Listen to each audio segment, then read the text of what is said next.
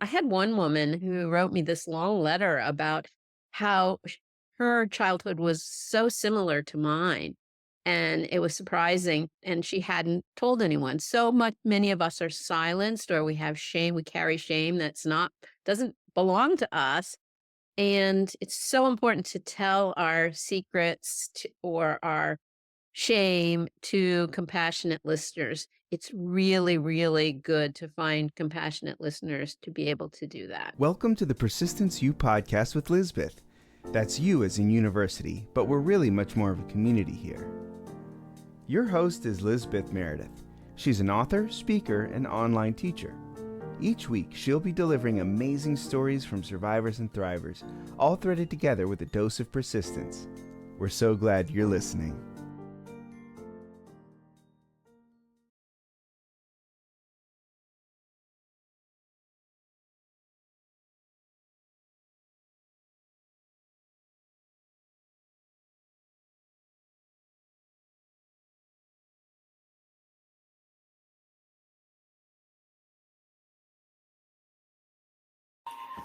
Her sisters and brothers, it is. Oh gosh, October 21st today as I record this part of Persistence U.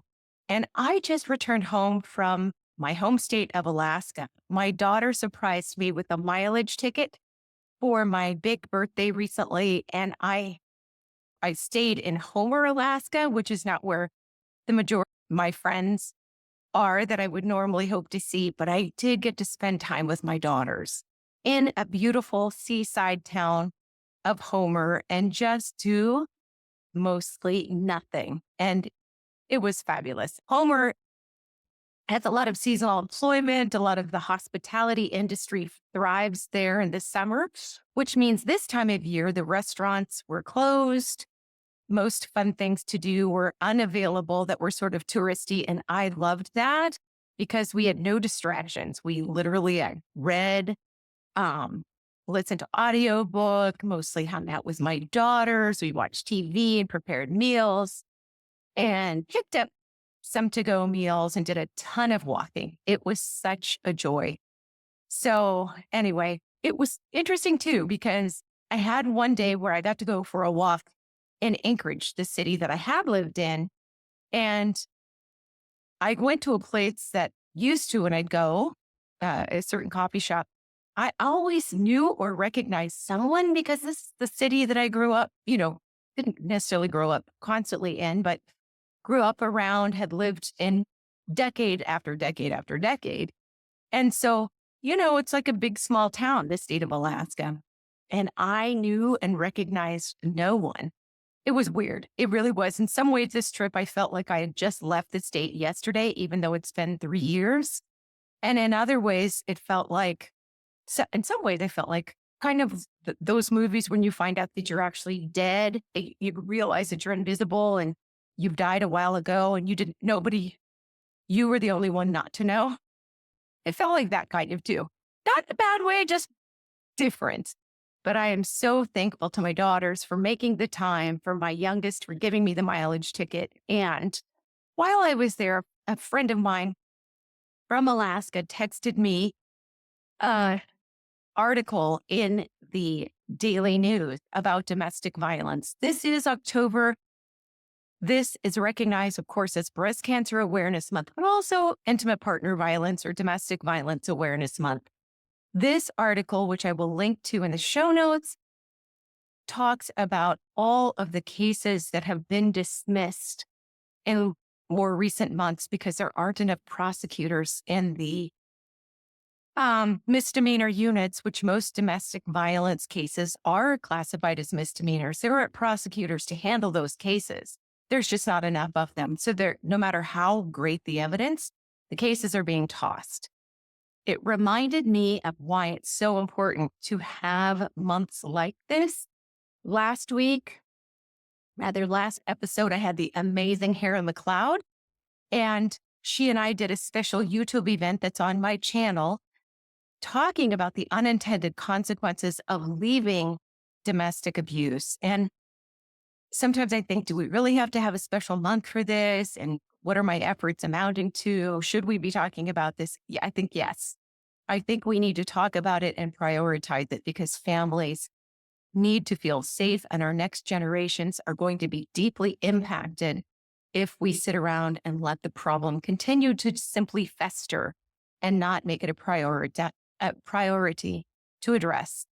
So this week, Heidi Love, she is one of the books, or rather, she's the author of one of the books that I was reading. Laughing at the Sky is a fabulous book. And Heidi and I met years ago via email and Facebook groups and have stayed in touch. And I had the honor of endorsing her memoir, Laughing at the Sky. It is a testimony to her spirit that she didn't quit. The publishing industry is difficult. She was ready to publish years ago, but then not really. So she made this book a beautiful, beautiful work of art, and it is inspiring. It talks about travel and trauma and resilience. And just knowing her is to know her is to love her. So I hope you enjoy this episode so much as I did recording it. Letting you know real quickly that I am waiting on a couple of flourishes, but I got my details in. I'm using Draft to Digital to publish my book through Persisters Press. And I am excited about it. Last year, I had nearly a meltdown. Well, actually, I did have a meltdown over trying to get the book formatted and published and all of that, a different book. This year, because I tried less hard and I paid more attention to the advice I was given and let Draft to Digital do the formatting for me, things have gone so much smoother. I think sometimes my overtrying really gets me in trouble. So I'm excited about that. Should be in the next week or two that it is ready for pre-sale. I'm going to have it up and running so that I can sell the ebook very inexpensively to get early reviews and then have money to record my audiobook. This time I'm going to do it in a studio. So upcoming events, I just wanted to share with you. I've got Western Kentucky University, a speaking gig coming up in November. I'm excited about that in an author event.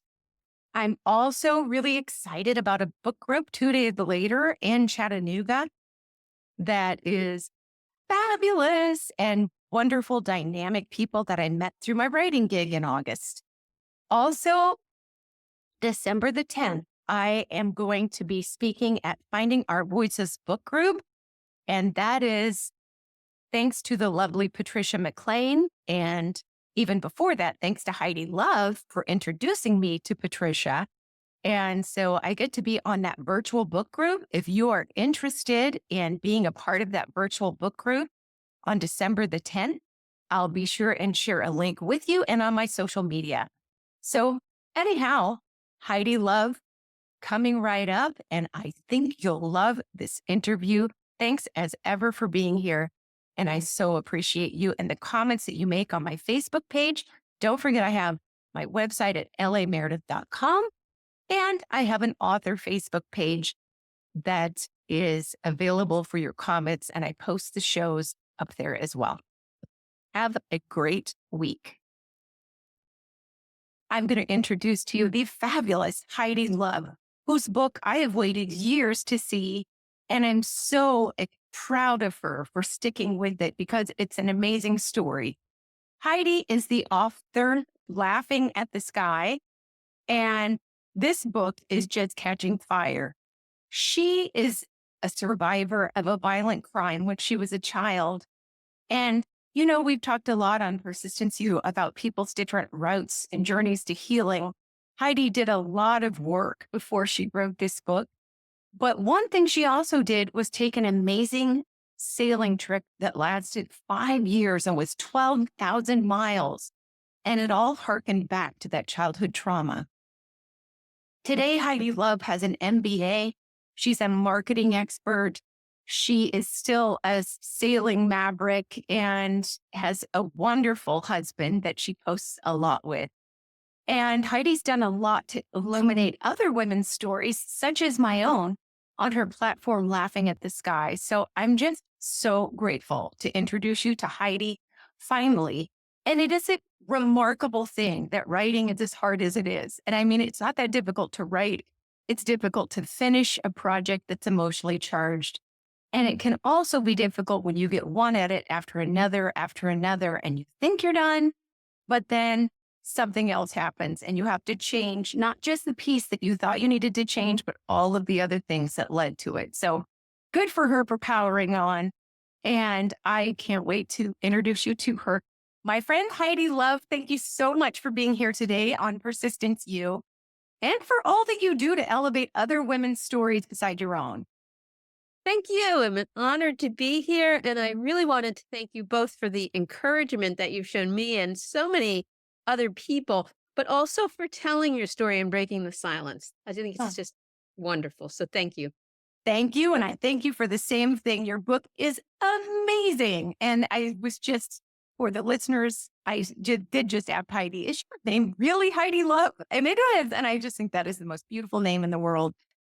Heidi, tell us, I love to start stories on Persistence You. You're doing so much today. I talked about your marketing and you have an MBA and you've done so many amazing things, started companies and you still sail. But what is the life event? There was one life before and life after that had you to write. And I just want to warn not warn, but just let listeners know that today we'll talk about some serious subjects. We won't get too much into it, but we want to talk about what happened that bisected your life and made you the amazing person that you are today due to your responses to it. Thank you. Well, when I was 11, I survived violent crime. And I also found that in my childhood, I would be running away sometimes or hiding sometimes. And one day when I was 15 years old, I was in a library. It was getting dark, it was rainy out, and I came across this magazine, and everything all of a sudden felt bright and wonderful. And I was going through an article about Gauguin and French Polynesia, and I saw these beautiful women that seemed so strong and really sitting well in their femininity. And I saw these jungles that were lush and gorgeous. And it all of a sudden, I saw a waterfall and I looked at the top of the page. My eyes started going down the page and I got all of these chills on the left side of my face, and the hair stood up on my left arm. I didn't know what it was. And I got to the caption at the bottom and it said, Bay of Virgins, French Polynesia, Fatahiva, French Polynesia.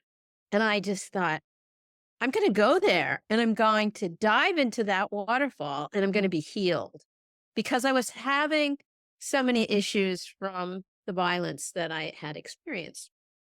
Well, life, of course, got a little bit in the way. I have a wonderful son, and I had an amazing time raising him. But when he started to get close to the age of 12, I was having a lot of PTSD, dissociative flashbacks, where if I would get upset or stressed, I could all of a sudden be terrified, feeling like I was reliving what happened to me as a child. And I kept coming back to this dream I had to find this waterfall and dive in and feel like I would be saved and cleansed again.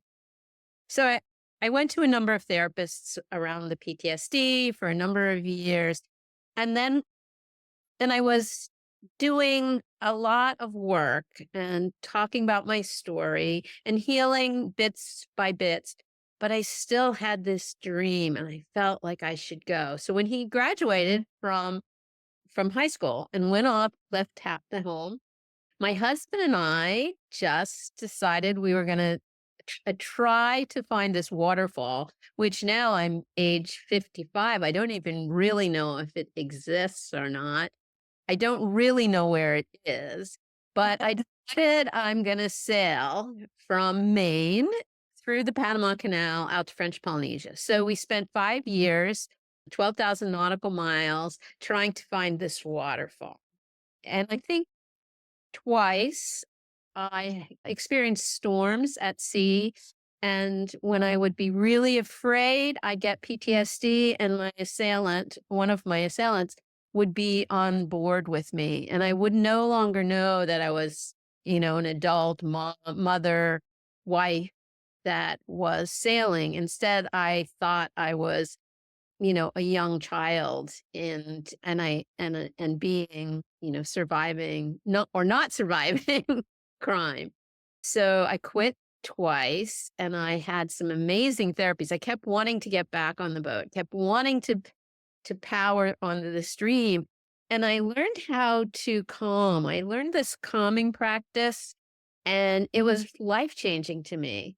So after quitting twice and learning how to calm in the middle when I was stressed and not go into this PTSD place, I came upon in the middle of the South Pacific, about 1,000 miles away from land in every direction. And I had it, and I was triggered. I was on watch by myself. My husband was below sleeping. It was just the two of us. So one of us is always awake. He was sleeping. I had a trigger. It was a scary, scary place at sea. And I went right into this calming practice, which I had spent a couple of years learning, and it was life changing. It just made a big, huge difference. I just wasn't going to let my assailant ever do this to me again. I love that. And I mean, you had gone through a lot when you were young and that didn't have the support from your family to do the healing. So there are a lot of miracles inside that. One is that you picked a right partner. I mean, it could have gone very differently, but you had enough good sense to pick a very supportive and loving partner, it seems. So I know because I follow you on social media and I love to see you celebrating that love story, but you also pursued doggedly healing. And I think look at how that paid off. That is so beautiful. Like that one day you must have known, going to be okay. We're going to be okay. Once I made it through the storm in the South Pacific, then I was good. I threw my assailant overboard. I love it. I love that. And of course, if listeners are very concrete, she really did not throw someone overboard. But Oh, yes. no, I did not. But it's amazing because that storm was external and internal. And you learned to, weather it. You learned to weather it. I had someone recently on the podcast who said, healing journey is not a straight line. So, I may be doing better today. And then 3 months from now, I may be having a hard time. But then 5 months from now, I may be doing beautifully again. And it's not always that perfect line of healing, but you just keep moving forward and, and it happens. That's fantastic. Yes, and I actually saw her. I thought she was wonderful. I saw your podcast with her. And for me, I had a therapist who actually hiked to 24,000 feet on Mount Everest. And she was part of a study on breathing. And so she taught me about breathing. And then she taught me about what to do when I start feeling the trigger.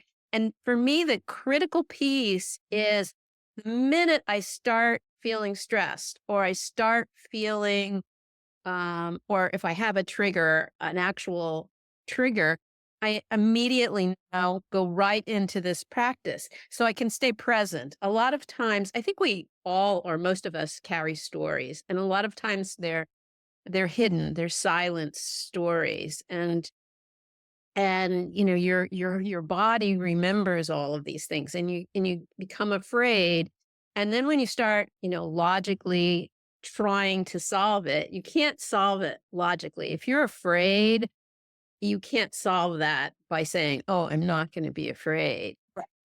So instead, I had this automatic practice, and so I had 5 years on the boat to help to develop it with various therapies, and I ended up writing a book, and I had a Harvard professor, a Harvard psychiatrist, who went through the different practices. But for me, the key is to just go there and try to stay present instead of thinking about the future.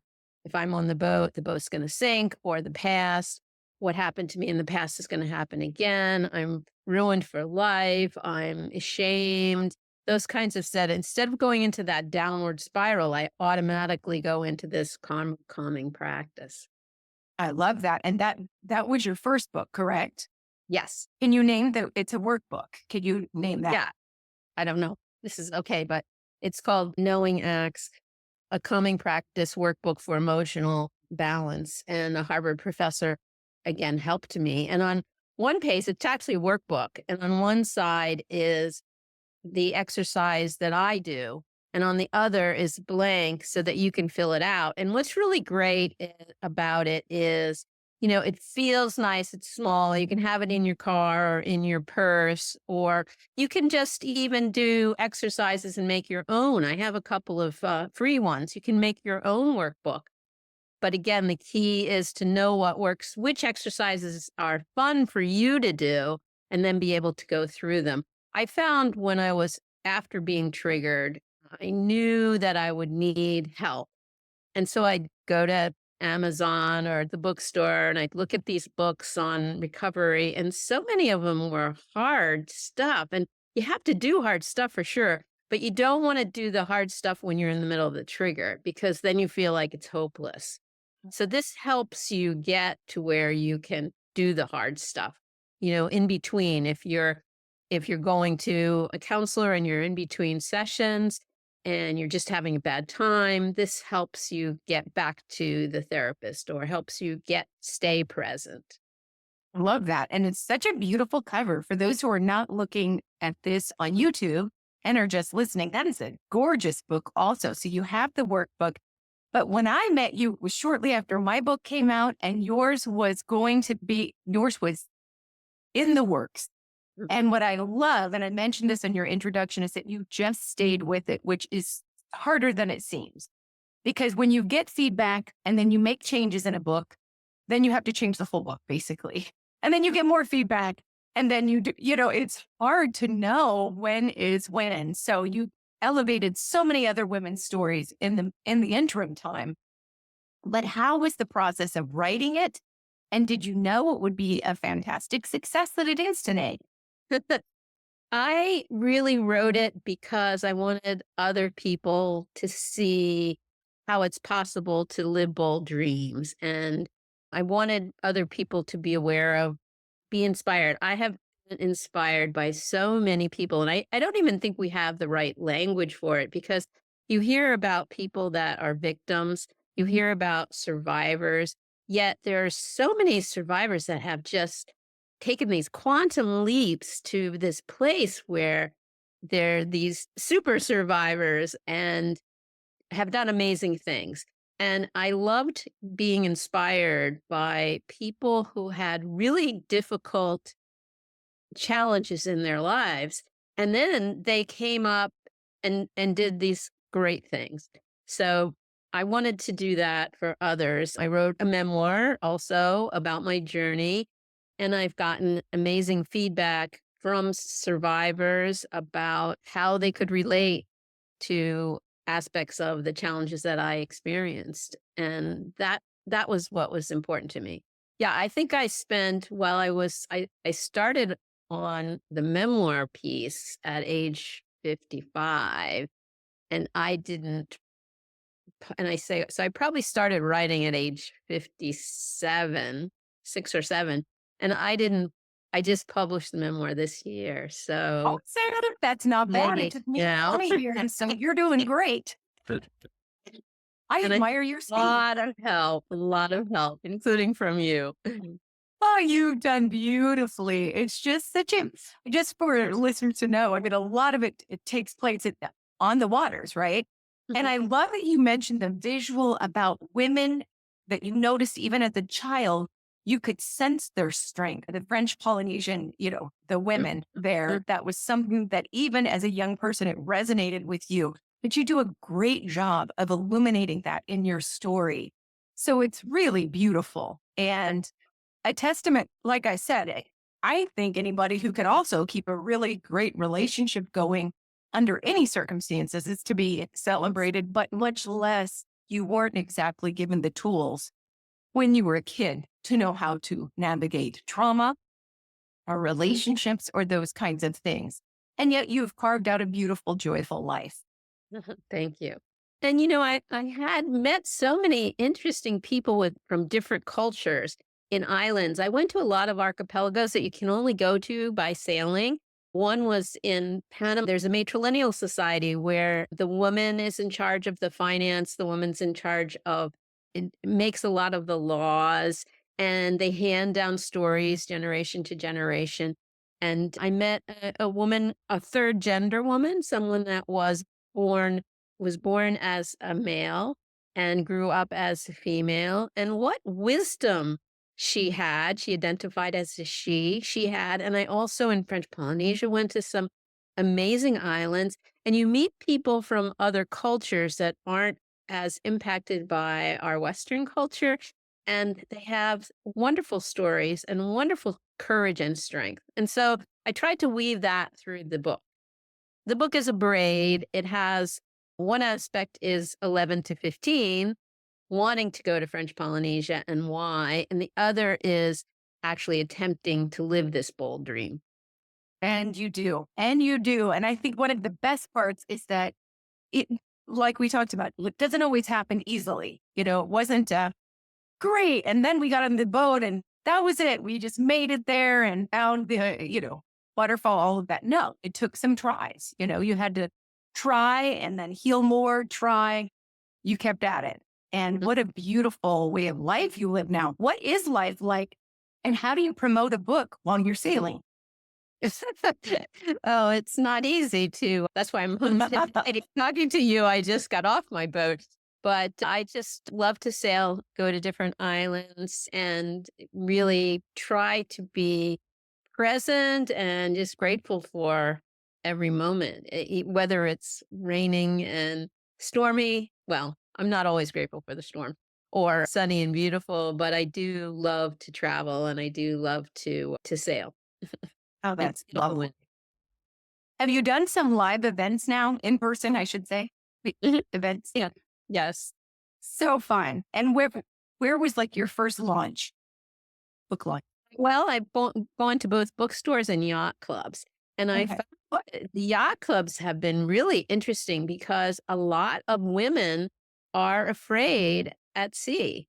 And I'm not saying that men aren't afraid, but they are maybe more quiet about it. And a lot of women freeze when things are hard at sea. And so it's been great to be able to encourage people and tell them some of the things that work for me. Again, this whole calming practice idea that you don't actually have to have a book to do it. There are things that I do all the time now. If I'm at the wheel of the helm and I'm starting to think about this is going to happen that's terrible in the future, or I start thinking about my past, how I stay present, different mindfulness exercises.